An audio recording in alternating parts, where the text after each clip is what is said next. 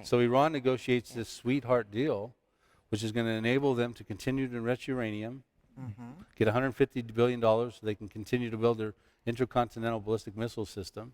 They've got safeguards in this where the International Atomic Energy Association won't be able to really inspect in a timely manner. They can keep playing this off. They can create delays.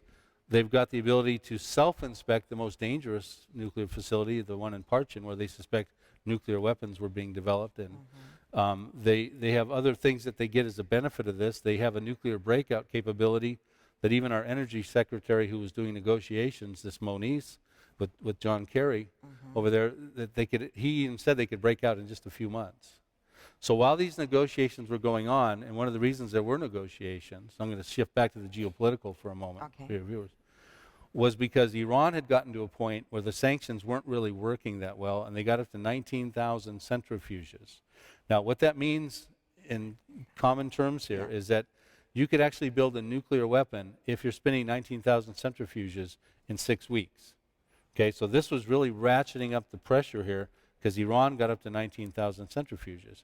So what happened in November of 2013, the international community, the P5+1, which is 5 permanent members of the UN Security, France, UK, US, Russia, China, and +1 Germany, convinced Iran to cut back about half of those centrifuges on the hopes that the sanctions would be lifted off. And they went through a bunch of negotiations. They kept getting extended as the creators of chess, Iran, continued to negotiate their way through the best sweetheart deal they could get. And then ultimately on July 14th of this 2015, this deal was put forward. In the midst of those negotiations, Ayatollah Khomeini came out and said, we want 190,000 centrifuges, which means you could have 38 nuclear weapons per year if you ever got that many going at one time, which you could send on your ICBMs into Paris, into Berlin, into New York, an EMP over America.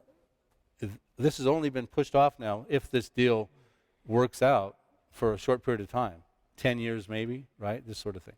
So it's a very troubling situation. And that's the geopolitics of it. And I think Jeremiah's written about it. I think he's told us that something's going to come down and the Lord's going to take matters in his own hands. There's going to be a disaster. There's going to be an attack. Iran has enemies. And it seems like it very well could be Israel, although it doesn't tell us that's who it is. But in 2011, Israel had plans on the table to strike Iran's nuclear facilities. And they did this in 2007. They struck Syria's nuclear facility, and they did it in 1981.